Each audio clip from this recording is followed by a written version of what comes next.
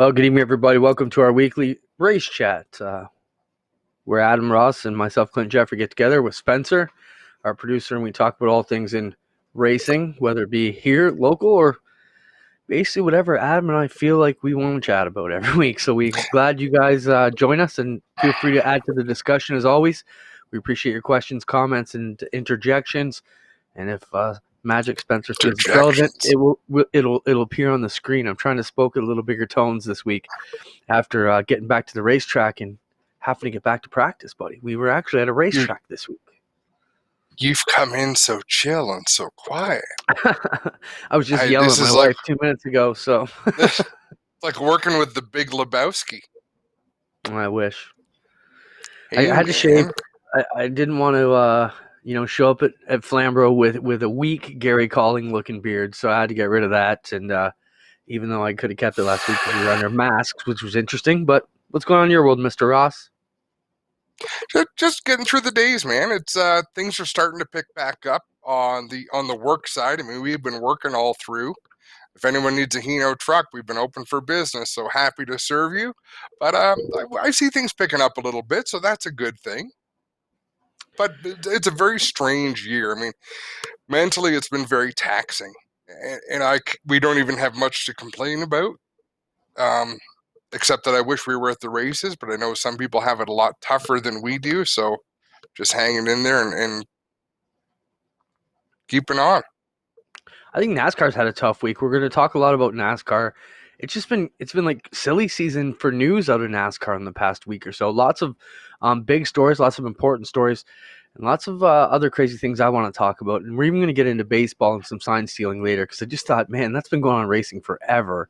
How is it such a big deal in baseball? I know you're a baseball guy, so we're gonna talk about that later in the show, though. But we do have a cool things we want to talk about. Mark Rinaldi's supposed to be joining us here in Spencer. If he joins us, just bring him on right away. We'll take Mark right away.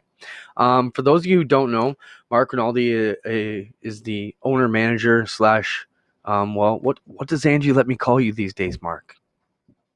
What's not going to get me and Adam in trouble? That's all we need to know. She's not listening tonight, so you're okay, Clint. You're good. The king of all Brighton, the head cheese, the maker of everything going on there is Mark Rinaldi. Mark, welcome here. Now you're in big trouble. Did you notice that Clint waited until he knew Angie was nowhere around and then started saying all those things about you?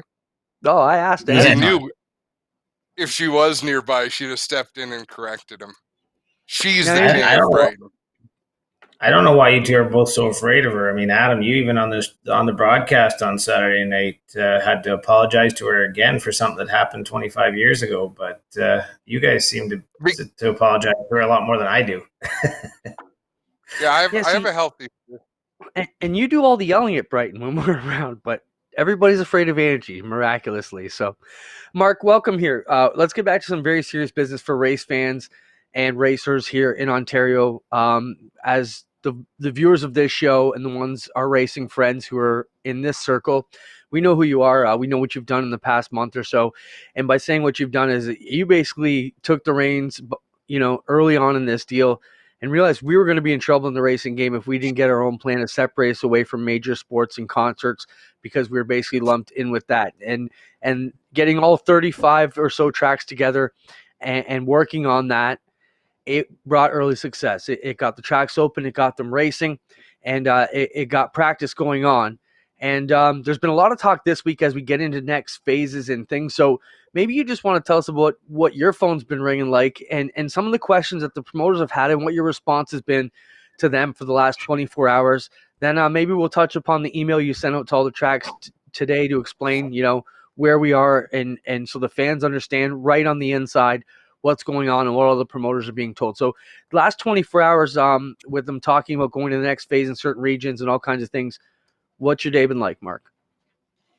Yeah, we're just getting lots of phone calls, lots of people asking me. I didn't plan for this, but obviously I've sort of become the go-to guy because I'm the one that's interfacing with the government as much as anybody. So lots of people are asking questions and seeing what Phase 2 means for us as tracks. And where we go from here, and just trying to answer them as honestly as possible. That Phase 2 didn't have a ton of stuff for tracks. But it certainly shows that there's light at the end of the tunnel, and that we need to stay the course for now as to what we've been doing and to the plan that we put in front of the government, because that's what they did accept, and keep working to those rules. And I think once they realize what a good job we've been doing as an industry to abide by the guidelines that were put in place, that they'll respect us and feel more comfortable with us moving along to our next steps, which is racing with fans. Now, Adam, anything you want to interject there?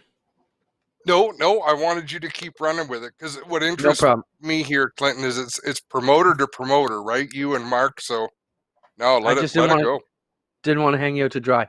So, Mark, things have been going good. Most of the tracks have been doing their part, and we were a part of the event at Humberstone on Sunday.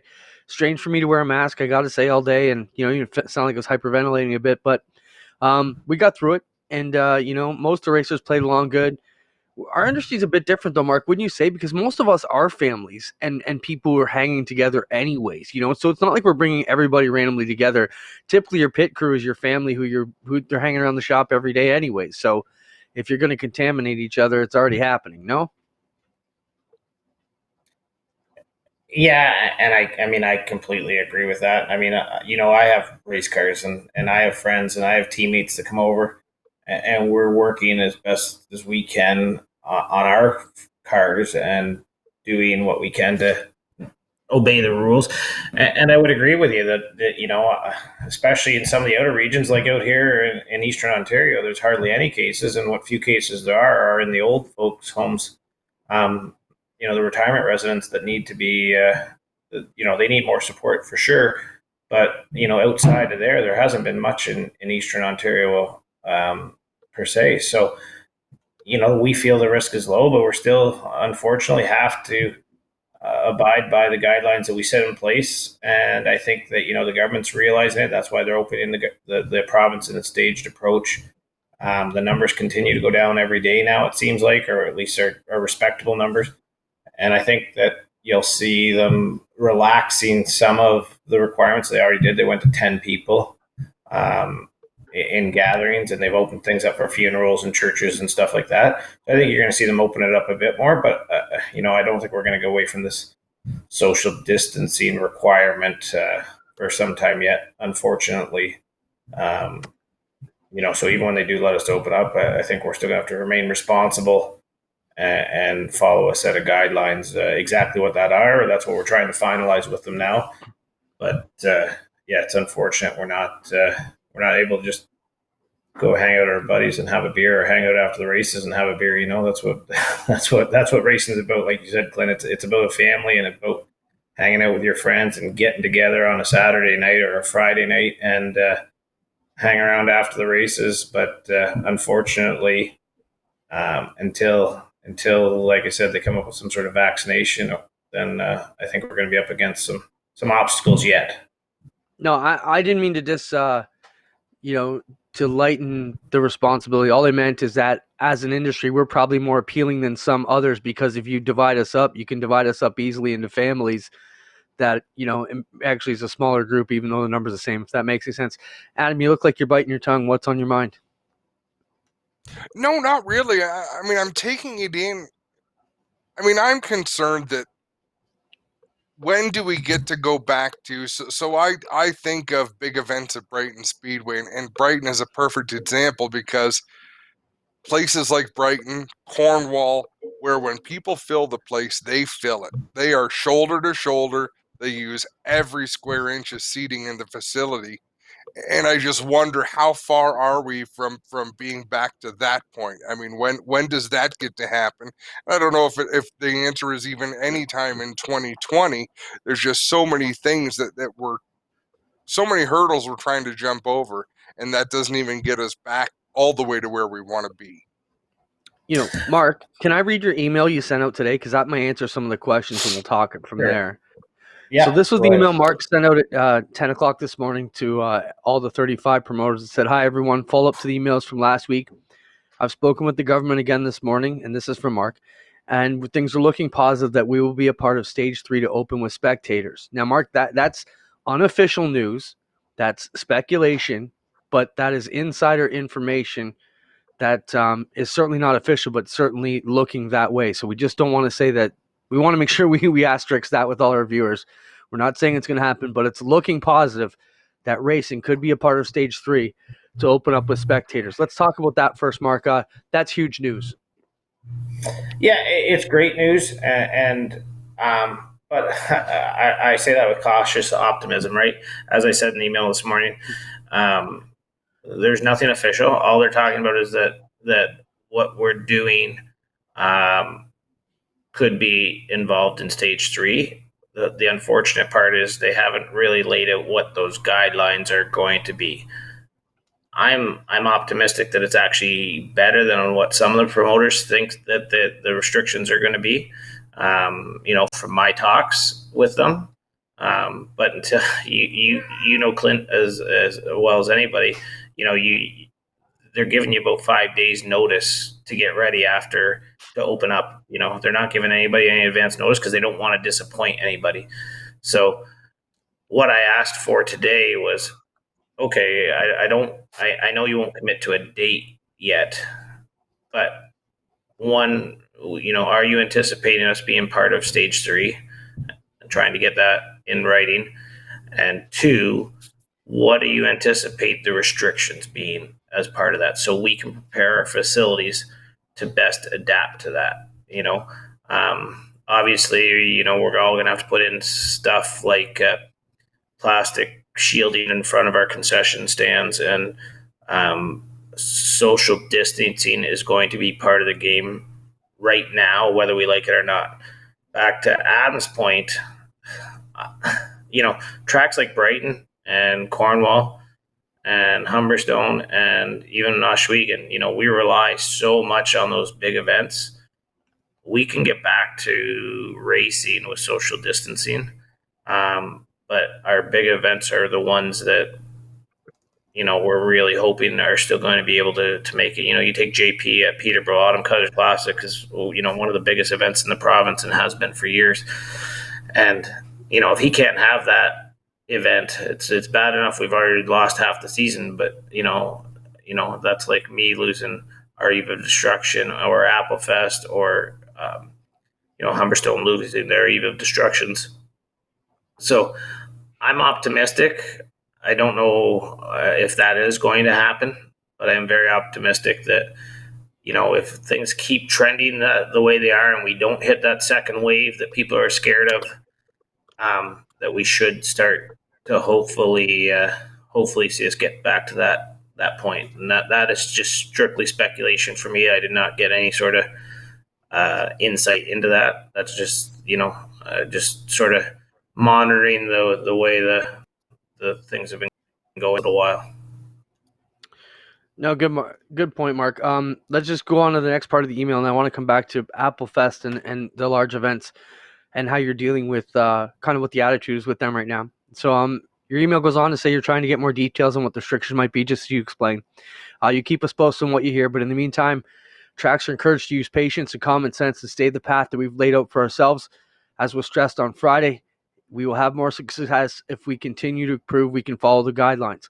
So just talk about that a bit, Mark, and how it's important for us tracks and promoters out there to stick to the guidelines that we presented to the government that we came up with, right? And I mean, I didn't have a lot of input. You guys did a fantastic job. I just read them and approved them to go along with the other 35 tracks. But, you guys and a lot of the input came from the track promoters on what it needed to be. So it's important that we stick to that because the government okayed that, and that's the reason we're allowed to do what we can do, right? So it's now more important than ever to stay the course to make sure we don't backslip when we're so close to being where we sort of need to be. Yeah, and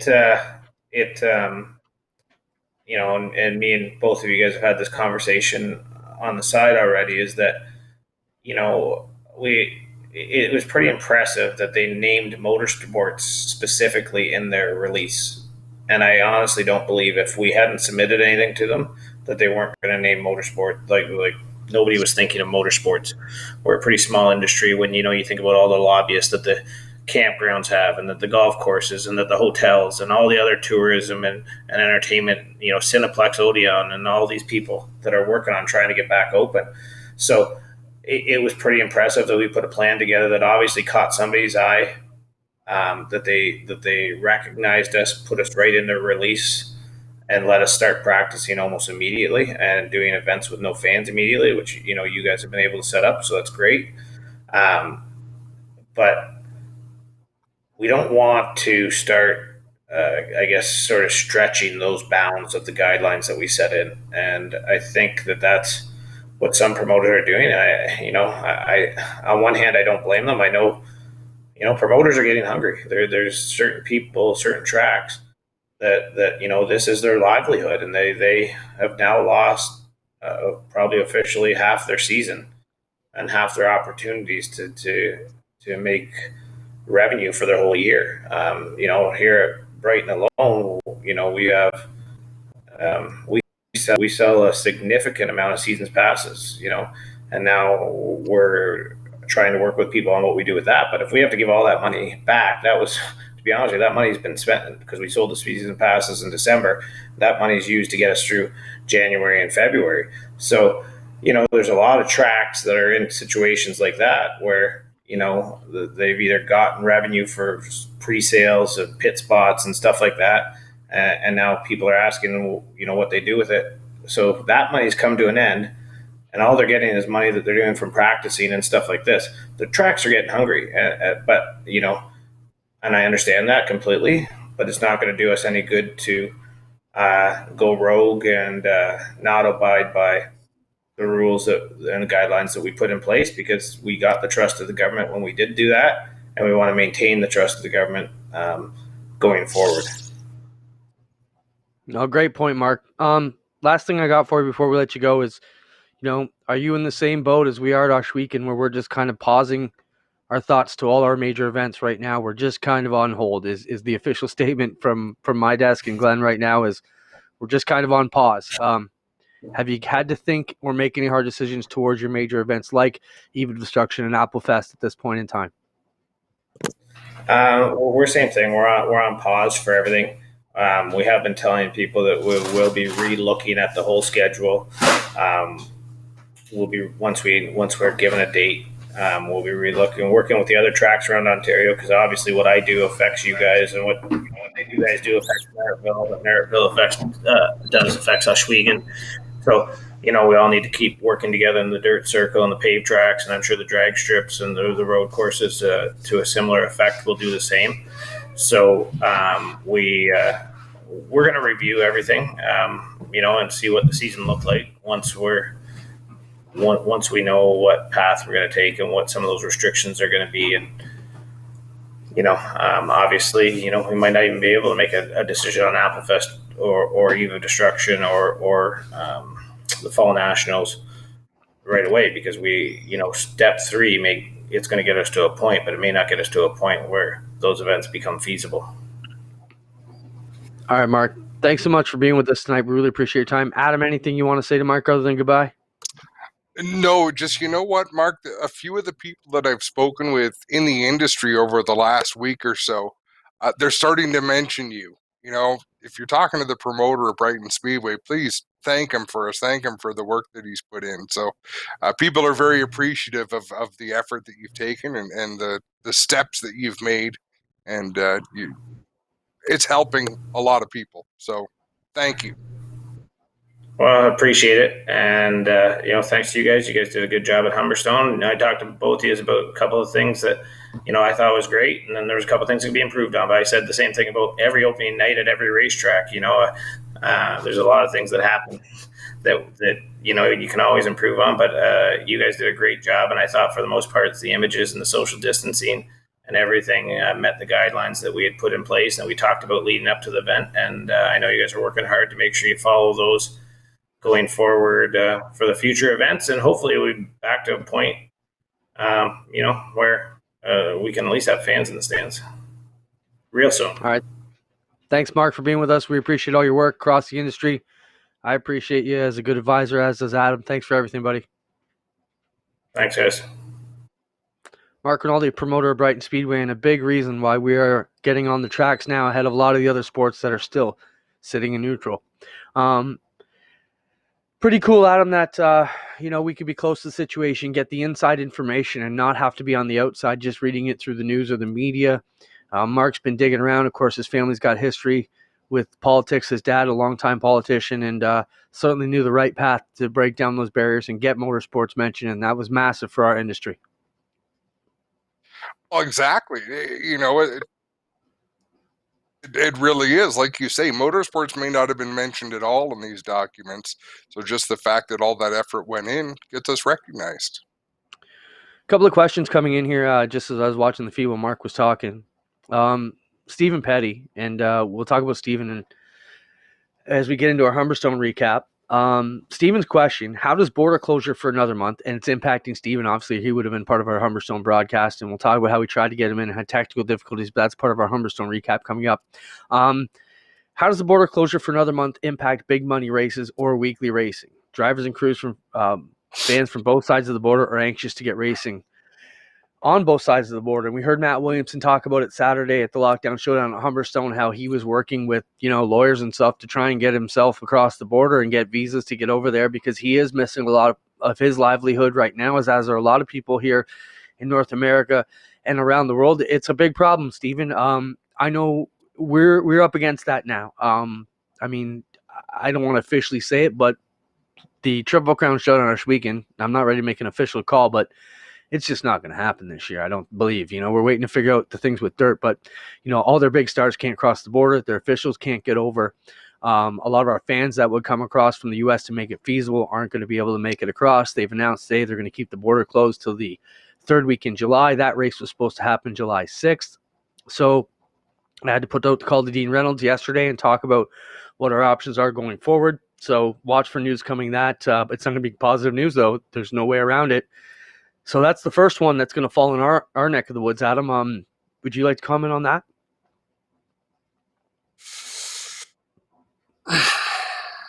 What do you say? I mean, we all want the big events. We need the border open because that is a big draw. Even for weekly stuff at Ush Weekend, some of our star power comes from across the border. I mean, it's a big issue for but our it is what it is. I think in the Niagara region, for one, and I'll put Oshweekend in that boat as far as racers, and even like guys like Dane Nida used to come from Michigan. We don't have many of them anymore, but that was the beauty of the Niagara region, Adams. You got that mix of the Western New York drivers and the Canadians and vice versa at Ranceville on a Friday, or Genesee or Merrittville or Humberstone. And, this is the first time we've really seen that it's a problem that, racing can go on either sides of the border. I mean, someone like, I'll bring up my brother, Mikey Kretschka, for example. Mikey has been out of the racing game full time for a bit. He got a ride with Mike Stelter, and he's super pumped. They've been ready to go all year. Now Mike's going to find himself sitting on the border on this side, the Canadian side, and they're starting speed weeks down there, and they're going to have to put someone else in the car because Stelter needs to get the car out there for his sponsors and such. And it's killing Mike that he's going to miss these races in a ride that's supposed to be his, that he had a lot of fun in at the end of last year. So he's one of the guys. Matt Williamson. I mean, there's many other guys who are facing. I mean, Stephen Petty from the announcing side and the official side. Man, it's the strangest year ever as far as that kind of racing stuff goes. And Adam, when I was young, probably around 20, we got it back into racing, 21 or something like that. And I remember I was so excited to go to the races. I couldn't wait for the next season to start. And I swear it rained 4 Saturdays, Fridays, Saturdays, and Sundays in a row. So we didn't get to go to Ranceville, Merrittville, or Humberstone for a whole month. And, I never thought it could be that bad. And here we are in 2020. Strange You couldn't time. have imagined. You couldn't have imagined 2020, Clinton. Well, I told this story to John Brush last week. I'm a racing historian. I'm watching all the Indy stuff. And, they stopped it for 4 years during the World War II. And I was thinking, wow, what will we do? That'd be strange. And here we are 6 months after I read all the history about it. And we're not quite into 4 years, but it's feeling like an eternity already. Let's move on to the Humberstone recap. So we got first round of the Operation Green Flag up and running from the broadcast end. So just to clarify, that is a live stream on GeForce TV that happens for the next 4 Saturdays at least.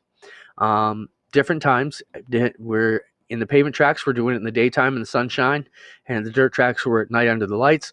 We had our first event at Humberstone. Spencer, I don't know if you have any clips racked or anything you want to show from that, but if you do, I would kill to see an in-car camera from Matt Williamson, because that was a new bell and whistle we got this week that was super slick, courtesy of Joel Robinson and Fuel Media Labs. They helped us out get that going.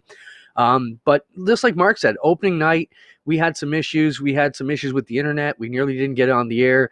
We had some issues with our intros because of the internet issue. We had issues getting Steven's pre-recorded stuff into the program.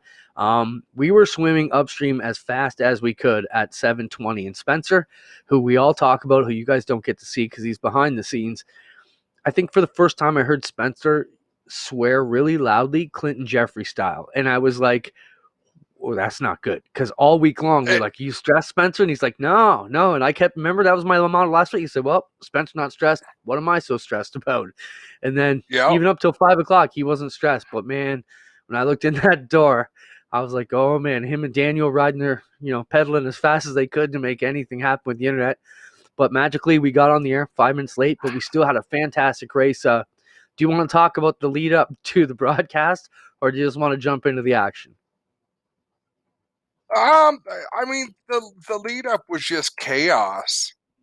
And I mean, that's what it's going to be when you're doing a live event. And of course, when, 6:55 rolls around and we're getting ready to go, and then 7 o'clock rolls around and 7:05 rolls around and there's lots of swearing, everyone's doing the best they can. So what's to talk about? I mean, what happens behind the scenes, people don't see it, but we feel the stress of it. And I think ultimately we, a good show was put on. There's lots of room for improvement, but by and large, I'm proud of the work that was done. Yeah, for sure. A couple things I'd like to say. One, this was the first time we took the circus to a new town. So, we had some growing pains there trying to figure out the lay of the land and how it was all going to work. This is some in-car camera from Matt Williamson. And I could just watch this all day long. To be able to look at Matt working his craft there as he works his way around Humberstone was pretty awesome. And this is some of the footage from the Lockdown Showdown as part of Operation Green Flag. It was streamed free, and you can go on GeForceTV.net and look it up if you didn't see it. The whole race is there in its entirety, and it came off really good. I was super proud of it. We got a lot of people commenting, even when I went over the pits to pick up some stuff after the races. Lots of people commenting already. They enjoyed the broadcast, and there's a look at the Thunderstock action we saw out there. The other thing would be good to see as a speed shot if you got it, Spencer, but I'm calling out these requests last minute. I realize it, but so some great stuff that we captured there. You can go watch it right now, as we said, on GeForceTV.net. Then Spencer did a great job cleaning it up, and we broke it down to a 1-hour broadcast of the features that has been passed off to Rev TV for national broadcast. This is the first one, so they may have some tweaks they want to work with us, but we're committed to get the race up on national TV for everybody on Rev TV, so that's exciting as well.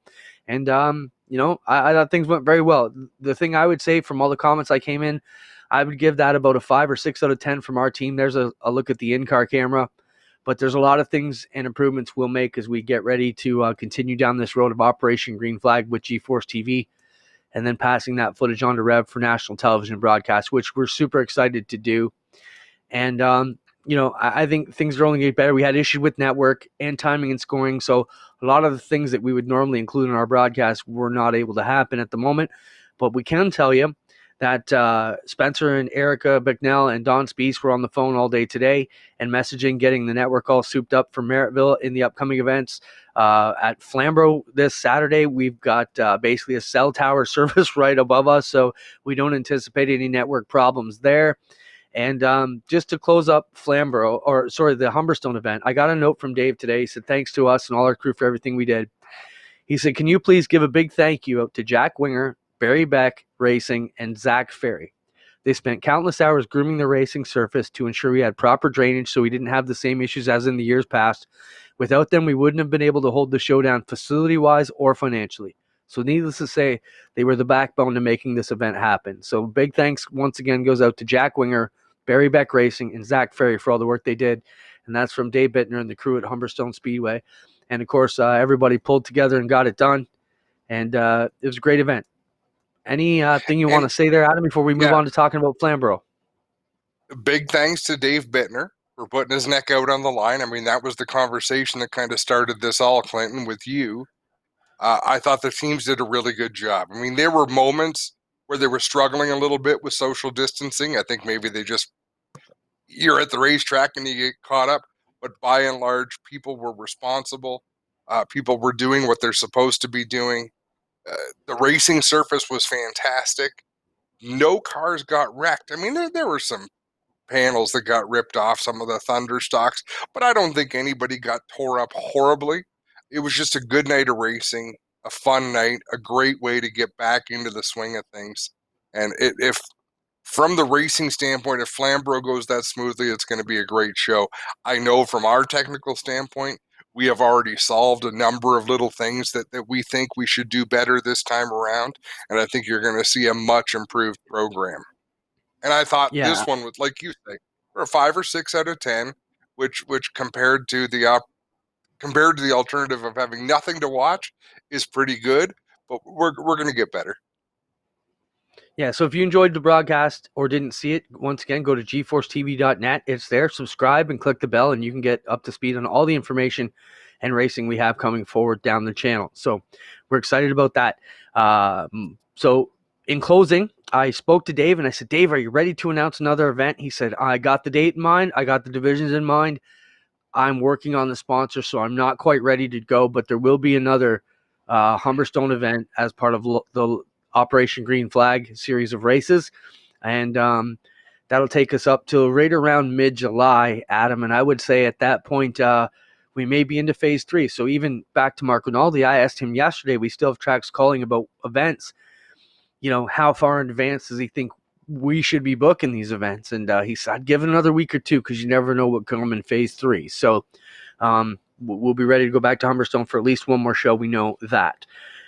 Moving on to Flamborough this Saturday, Adam, a place that I've been telling everybody you're kind of the Flamborough homer. You grew up there a lot like I did at Merrittville and Humberstone. You were the one. So as you mentioned, Dave showed us the math and showed us how he could make a race like this work with no fans. And that gave you the idea. And so, well, why not Flamborough? They've got some guys who like to get behind their races, and I think we could make something work there. So we started talking to John Caselli, and what was my joke to you is I said, I don't want to be going giving old John a new school math lesson about the internet.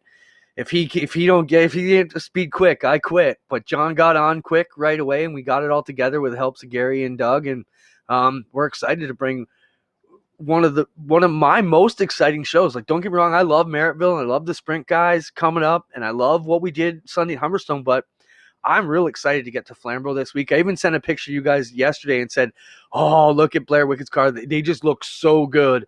I cannot wait to get these cars under the sunshine on the blacktop at Flamborough this week, and the Canadian Vintage Modifieds and the history there, and to be part of their resurgence with all the hard work that their club has done with John Carley back at the presidency and spearheading all the work they've got going on. I'm really pumped about Saturday afternoon at Flamborough. I've been checking the weather, and it looks like it's going to be good. So I'm really excited to get out there and put our equipment that's only been on the dirt on the pavement side and really, show off some of these guys. And let's talk about it. Even some guys on our crew, I don't want to name names, but are worried about what the races are going to be like. And I would tell you, when I quit Merrittville Speedway, the next week I started at Flamborough, and I wasn't ready to hang myself. I actually saw some great racing, and I learned that it's different. It's like NFL, CFL. It's the same sport, but there's a couple rules that are different, and the players are a little bit different. There's a totally different mindset. Well, maybe the mindset's the same, but the skills you need to achieve it, or the tactics you can use to get done what you want to get done. It's going to be good racing, and it's different. As an announcer, and I'll just finish this thought and let you go. As an announcer on asphalt, you get to tell a story. On dirt, you are constantly reacting. Sometimes with thunder stocks and mini stocks, you can tell a bit of a story. But on asphalt, you're telling a story based on the information you've got, as opposed to just constantly reacting with great excitement to what's going on in front of you. Yeah, it's when the season I went to work for Oscar Flamborough, and I still did a lot of dirt stuff. I had a few people asking, what's the difference? What do you find the big difference is? And On dirt, you need big balls, and on asphalt, you need a really good measuring tape. Is the way I put it, because the style of it is, the asphalt is a game of millimeters and inches, and it's, a little bit deeper in the corner. Whereas dirt is how far can you get the holy crap factor up. That's what's going to take to win on the dirt. So it's one of those things. And don't get me wrong, there is precision and stuff on dirt, but it's a whole different ball game. Whereas asphalt is very precise, and you're getting small gains. I mean, when we had DJ Kennington and Andrew Ranger come out to test for the Pinty's race, that was the big thing that DJ was pumped about. He said, "Man, from one test section to the next, we're picking up a second and a half. A second and a half." He goes, that takes us years to get that at the same pavement track. So they were excited about the size of the gains, and on pavement, it's very small and precision and precise. So, but I'm excited. The other thing that I'm really, go ahead. I was gonna say, if you don't give it a chance, we're on at 2:00, 2 p.m. Saturday. Tune in. If you forget, tune in that night. It's going to be there for you. Go to geforcetv.net. No matter what time after 2 you show up, you can watch it. Give it a chance and pick a driver. So I'm going to drop some names, all right, Clinton? J.R. Fitzpatrick is a real aggressive driver. Sean Chenoweth, who we've seen come and race on the dirt, he is really, really good at Flamborough Speedway. He's good at almost any asphalt track, but at Flamborough, he is really, really good. When it comes to the vintage modifieds, guys like TJ Marshall, Mike Pod, who I had some great races with 20 years ago, still races with the club. Pick someone and watch them, and watch how they do it, how they execute their race. When you watch a race with the mindset of, oh, they're not 4 wide in the corner, I mean, how is this interesting? Okay, they probably will not be 4 wide in the corner at any time, but put yourself in the mind of any driver out there, and just see what you would do. Oh, he keeps trying this, I would try that. Maybe they're going to do it, maybe they're not. It's a different style of viewing. It's a different kind of product. But like you said, I enjoy both. I've seen shitty races on dirt, and I've seen shitty races on asphalt. I've seen shitty races on road courses, and I've seen great races on all of those surfaces. So give it a chance. Yeah, I think the other thing that comes into play is Flamborough is not an easy track to drive. So you're going to see action. You're going to see guys make mistakes. It is going to get tighter than it needs to be out there. And that's why some of the classes are not exactly excited to go to Flamborough. It's not that John doesn't treat them great and the place is nice. It's a hard track to drive. So it's going to be exciting to see all these Pro Late models. I'm pumped up because they're all brand new. They're all shiny. They're all full of chrome. It's going to be a gorgeous looking field under the sunshine on Saturday afternoon. So make sure you join us on geforcetv.net. Once again, we will be live on the internet streaming it, and then we'll pass it off to Rev TV with the final product for them to work on getting it up on the national broadcast. And we're excited about it. Now, did we make that official today? We're going to have one more view for people this weekend? One more view? Yeah. What do you mean? One more camera? Oh, yeah. Yes. Yeah, we're going to make that happen. So another camera person. So to watch that evolve, I thought the speed shot was great at Flamborough. Can we tell people where we're putting the speed shot at Flamborough? Yeah. Right. It's going on the back straightaway, right? No, it'll be end of the front straightaway. It'll be the end of the front straightaway, which the be phenomenal. The camera on the wall. Yeah. Because we have to run a cable to it. But then we are going to have a permanently wireless camera, so it's kind of tethered, but it is wireless. That'll be in the infield down in turn 3 to get a great shots of them coming through 3 and 4 like we do at Osh Weekend. We're planning a camera on the back straightaway coming into turn 2, one in the traditional tower spot where the scoring tower is. We're going to have some fun, and then working on an in-car camera as well. So we've got some exciting bells and whistles we're going to try and get together for you this weekend. I'm super pumped because, as we talked about, all the pavement markets, like I think we've discussed this, I've told it a few times, but you and I, in our entire career, every race we've done has been recorded or somewhere. The asphalt series and pavement tracks typically don't have a videographer, so we're excited to get out. Pedal Power does a good job when they're around doing their thing, but I think to be able to service this market and to see all the people who've never really been on camera. Like the dirt guys, they've seen Sean or Dave Steyer's DVDs. They bought them for years. They're common, and it's commonplace for them to buy and see themselves race. On the asphalt, it's not. So I'm excited to see the reactions from all those fans and drivers after the fact and how it all comes together. So that'll be this Saturday, June 20th, live from Flamborough Speedway, 2 p.m. Our broadcast will kick off with Pro Late models. Throw up the flyer once again if you can, Spencer. Pro Late models and Canadian Vintage Modifieds.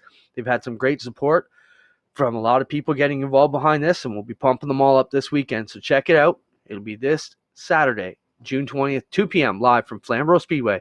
Operation Green Flag Mission Flamborough. Pro Late models and Canadian Vintage Modifieds. Many thanks to Grisdale Racing Products, McCall Racing Enterprises, London Recreational Racing. And I mean, when we say these businesses, we've got to say Adam Lockwood, Mike McCall, Mike Schmidt, and of course, Young Drivers of Canada, Canadian Vintage Modifieds, and all of their partners who stepped up pretty quickly to get involved. And what they did was provide assurances. And all of these people were necessary to get this off the ground. Like they all had to put their faith into the program, and they have. We've got more than 20 late models paid and registered. We've got more than 20 vintage modifieds paid and registered. It's going to be a good show.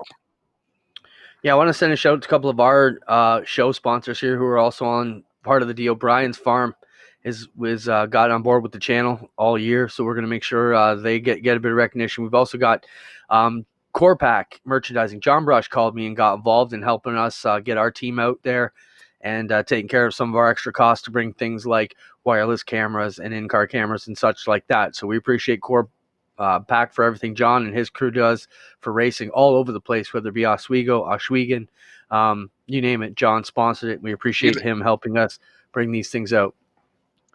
And he just Did you get to talk to John? Did you get to talk to him on Saturday? No. You know, I don't know. I don't know that John would know me to see me. I don't know that we've ever had a conversation. I have huge respect for what he's done for the industry and for racing. And he and I share the same interest in Oswego Speedway and super modifieds and sprint cars. But he's one person that I just, when he's at the racetrack, he's busy. Lots of people are after his attention. I just kind of leave him be. I sent John a message. I said, hey, John, thanks for everything you're doing, helping us get this going. He said, hey, it's absolutely amazing and great. Thanks for all you guys are doing to help the sport. We appreciate it, as do all the fans. So, John, thanks for your financial kicking and certainly helped us out.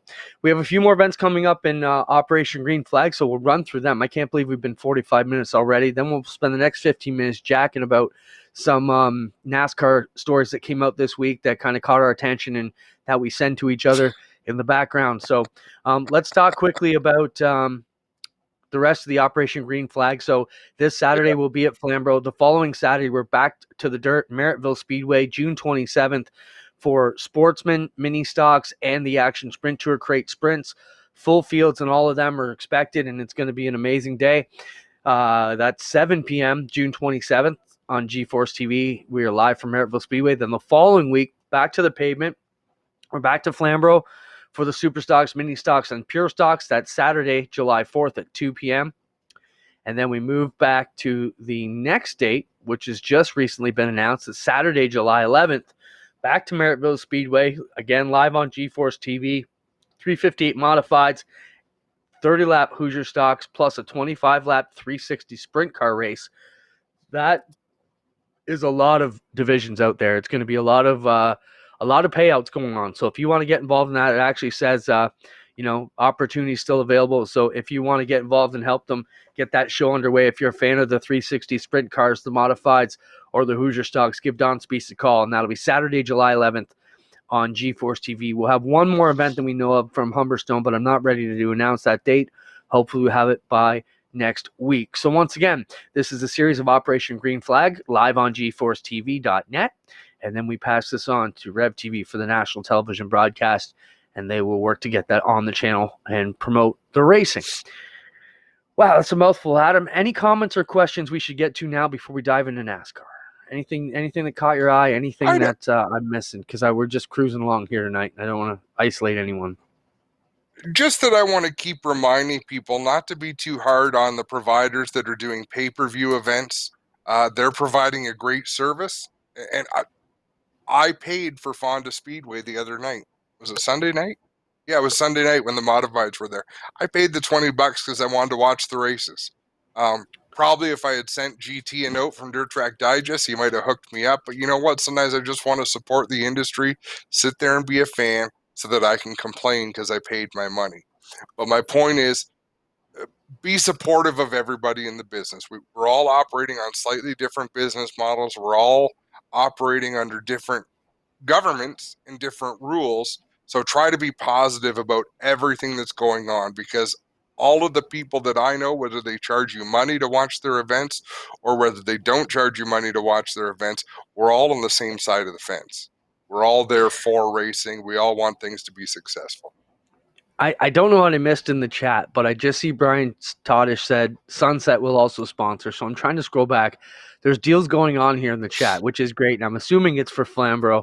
But whatever's going on there, Brian, we appreciate you getting behind it while Sunset's still on lockdown like Oshweekin is. Maybe we should give a little bit of an Oshweekin update. I was out there today. There's a lot of unrest in the community. I can tell you that right now. The barricades came down yesterday. And then another faction in the community started to put them back up. And I'm not sure where we stand right now. I can tell you there has been talks about where the Speedway stands in this. But on the positive side of things, all the banners were hung at the Speedway by Jordan and the crew yesterday. The new concrete wall is being poured starting Monday on the front straightaway. It's going to take a few weeks to get it all together on the back straightaway, so we don't want to pull that apart right yet. So that may be a good sign that Glenn's not ready to take that 3-week to a month gamble in case things get going. But there will be a brand new concrete poured wall right down the front straightaway, front and back. Front straightaway is getting done right now. All the blocks have been removed. We were there today addressing some of the electrical issues that are behind the wall, and excited to bring that. As we mentioned, all the banners are up. The parking lots are being finished, and we have a meeting Thursday to talk about final fencing. So a lot of things have been going on at Oshweekin. We're not quite ready to open yet or practice, but we're getting closer day by day. Track work continues, and the message from Glenn that I spoke to him on Saturday about the whole situation is he said, I'm basically just acting like we're getting to open tomorrow. So he's working, grading the track, being ready to go, and as soon as we can, we'll jump into that.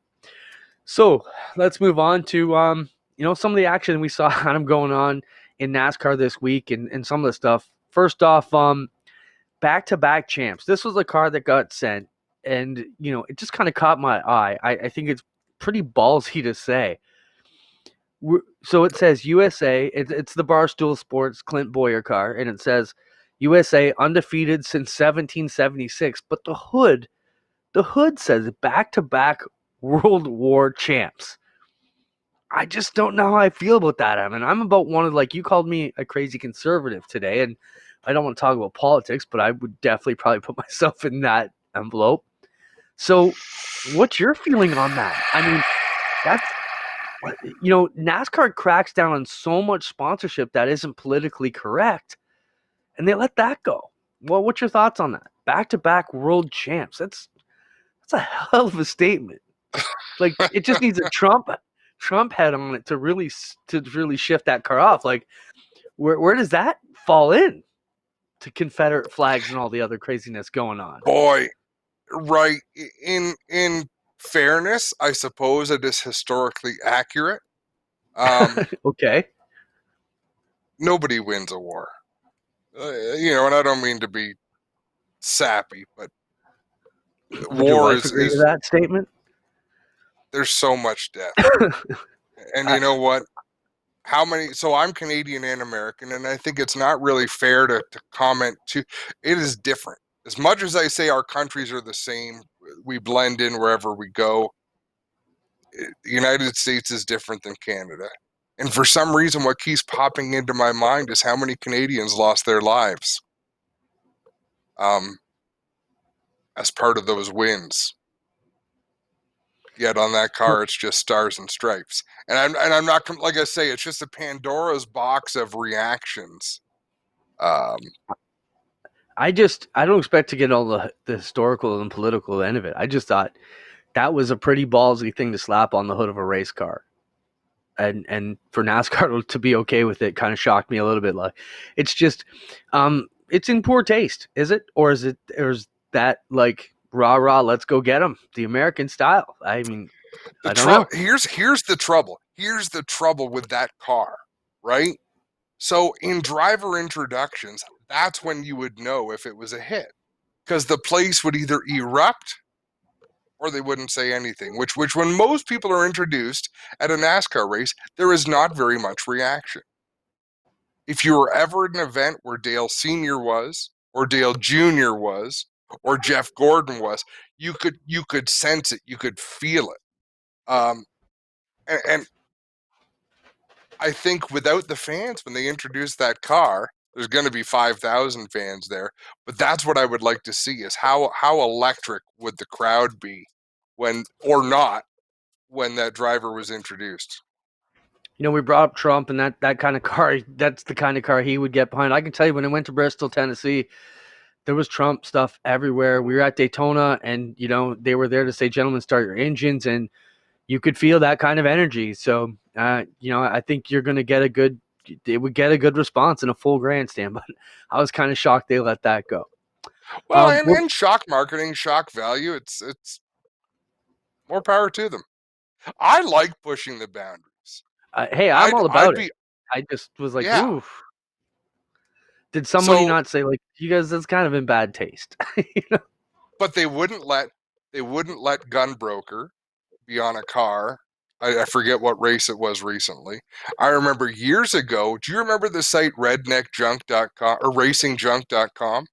Yes. It was initially meant to be redneckjunk.com because we designed all the fire suits and the apparel, and it got shut down by somebody. I think it was NASCAR, but I'm not sure. So, I mean, it takes us into a couple other things that are going on. You know, we could talk about. We'll get back to Reddick for getting the last lap. We'll maybe finish off with that. So a couple of things happened. They banned the Confederate flag last week, Adam, and you and I had a spirited discussion about it, and I don't want to bring it too much up on the air because I'll keep my political views to a political show. And I've often said you and I should just be two clowns who just get on and talk about world events and nothing to do with racing, because we could probably argue about an ant race if we had to. But I'm of the opinion that NASCAR is getting a little too political and getting too involved in a lot of the things going on with current events in the world. And they seem to be knee-jerk reactions. And maybe I'm, as you said today, a crazy conservative, but we see some of the things that are going on, banning the Confederate flag, which, as a racist thing, it makes sense. The timing of it all is what concerned me a little bit. And then today, we get a new hiring notice, and NASCAR creates a new position, Vice President of NASCAR of Diversity and Inclusion, and it's Brandon Thompson who gets hired. And you and I both know Brandon. I've been working with Brandon closely with the NASCAR Pinty Series. He's been head of NASCAR Touring. So now Brandon has got hired up as the Vice President and of Diversity and Inclusion. So, we're not going to talk about the political aspects of that or what's going on there, but just cool for Brandon to get a promotion. And someone that we've worked closely with. He worked up his ranks. He was an intern at Nashville and has worked his way up to ranks into, now he's a NASCAR executive. And Brandon's a guy that it's always cool when you know the guy who's up there that you can call and say, hey, if you call Brandon and say, hey, it's Adam Ross, he's going to know who you're talking to. So congrats, Yeah, Brandon, on your new job. and he'll be missed. He'll be missed on the competition side. He brought a lot of competence and confidence, and he is a self-assured individual. So when you had a conversation with him, you knew you were talking to the right person. I tried to win a couple battles with Brandon. We compromised on a couple, but he basically told me NASCAR is a measure of time and distance, and that was the end of our conversation when I was trying to get stages put in. But it's all good. I appreciate working with Brandon and Sherry and everything going on, and we want to wish Brandon best luck as he gets on moving down the line. I'm curious who fills his role. Yeah, that's the question too. Yep, because it creates a bit of a vacuum. There'll have to be people shuffled around to refill those positions. And we've seen Brad Moran in that role. We've seen Richard Buck in that role. Like those, they're not small shoes to fill. No, and they moved up the ladders too, right? So it's been an interesting process, and we wish Brandon all the best going forward. And we'll watch who comes down to kind of oversee the touring series and the Pinty series, which is close to us. All-Star race being moved back to Bristol. I know our buddy Tony Spiteri is probably super happy about that. He's a big fan of the Bristol Motor Speedway, and I think it's going to provide a lot of awesome racing. What's your thoughts on moving it back, the All-Star race back to Bristol? I think the gloves will be off more than ever because Bristol's a place where, if you got paybacks to happen, that's the spot. If you're going to wreck somebody, it's probably one of the safest places as opposed to Daytona or Talladega where you could kill somebody Yeah, you very could be easily. right. I think And it'll be good. Yeah, I'm excited. I think it'll be a good show. Yep, that's back to the roots. I'm hit and miss on Bristol racing lately. I think they've really tried to get it right with the whatever that compound's called they put on the racetrack. So I hope they do. I hope it's a great race and a great show, and I think it's great that they took it away from Charlotte, where it's been for so many years. Just time for a change. What's it called? PB&J or something? It's not P. PJX or yeah, PJ1. I'm being PJ1. a smartass. Yeah, I'm not a fan of them spraying it up. It's like putting Coke syrup down at the old indoor races at the falls. But so I think it's going to be great. And if you go to Bristol, I mean, it's the old-fashioned stadium, the Coliseum with the awesome Colossus screen in the infield that's suspended over. It is a really cool place. We got to experience it last year as guests of Pinty's. It was amazing. So certainly something cool. We're looking forward to that coming up. As we move down the line, let's talk about. Speaking of Bristol, Bristol was the site of one of the biggest pecker stompings ever in the sport. Mark Martin stomped on his own Willie because he got the white flag in the Busch Series race and pulled down pit road, headed towards victory lane. He had the race won and he pulled off. And even though this driver didn't have the race won on the weekend, we saw the same thing. Do we have that video, Spencer? Let's cue up our Burger Barn video of the week, Clinton. If we can get him, great. If not, still a hell of a night. Keep it clean. Sorry, guys. Keep going. Keep going. Keep going. Keep going. Randall boys, everyone. Great car, great stuff. Proud of all y'all. Go! It's the last lap, dog! Go! Go! Oh, that's classic. Oopsie. I'll tell you what, though. Go! It's the last lap, dog. Yeah. How impressive has Tyler Reddick been? He's been really good. Good job, man. You know what? Just he has been fun to watch. He's been aggressive. He's been impressive. I'm really pleased. And that's a dirt racer, dirt late model racer. I think we should. Let's. Oh, go ahead. Go ahead. It reminds me of a night at Merrittville. Mike Dooley was leading, and this is when the Hoosier stocks were the best class around at the time. Full fields, deadly racing. So they rip down, and Dooley comes, same thing, comes across takes the white flag, pulls in past the scales. If you know Merrittville, goes down, the whole field pulls him in. We realize there's still a lap to go. So now you're trying to wonder who's going to come out of the pits first, because the entire field followed him into the pits like they would at the end of a race. So all the crews running over. Thankfully, Dooley, someone clued into him like, dude, there's still. He whipped it. He drove down the pits, I believe, came back out, and the entire field followed him back out and finished that last lap. But yeah, it was funny when the leader pulled in and the entire field pulled in. Your announcer, you're like, well, now what do we do? Whoever comes back out is going to win. So yeah. It's just exciting as all heck. But I thought it was, some of those memories you're never going to forget. You got something you want to talk about? Then I want to talk about our last topic on the night, which was sign stealing in Major Baseball. So what's got going on? You got all these teams going and flipping out because they found out what the other team's signals were. So now they're talking about stripping away the World Series champions because they videotaped the signals and were able to decipher what they were doing. I mean, in racing, that's gone on forever. Like, I can tell you going down the back straightaway at Maryville, I can look at the trailers and tell you what the signals are by how they got their lights on. Mm-hmm. That's been going on forever. So just because I know what Flash and Rainbow are doing because I know their lights, does that mean I should have my wind stripped because I knew they were telling him to run the high side? You're a baseball fan. I was that was probably my best sport as a kid growing up. How is this even a story in today's world? Like, I get it if Tom Brady, deflated the ball so he could hold them better to throw them. I get that. But how is this sign stealing such a story? And it just goes to It's show how not racing so is so much different than baseball because racers, it's so stupid. if you can find an advantage, get the advantage. Um, I don't know. Like, to me, racers have been stealing knowledge. That's why they talk in codes, right? That's part of the and it's fun to figure out. But really, we look at what these people do, and even if you could steal a sign, like Chase Elliott pitting for that green-white checker late race a few weeks ago and giving up the win, even if you could steal that sign, what the hell would you do with it? Why'd you Well, do it's that? I'm staying out. the equivalent of racing is listening to their scanner and knowing exactly what they're going to do. Like, how is that any different? I mean, I just don't get why baseball, this is such an atrocity when in every other sport it Think, goes on and it's not a big deal. I mean, that's why Phil Parcells calls the plays like this in football because they don't want him reading his lips. You know what I mean? yeah, It's just, you got to take I think precautions. the big thing in baseball was that allegedly they had that Altuve wired up. Like, they had an earpiece in him, right? They had some technology in him, which was when they were ripping people's jerseys open. He's like, no, don't rip mine open.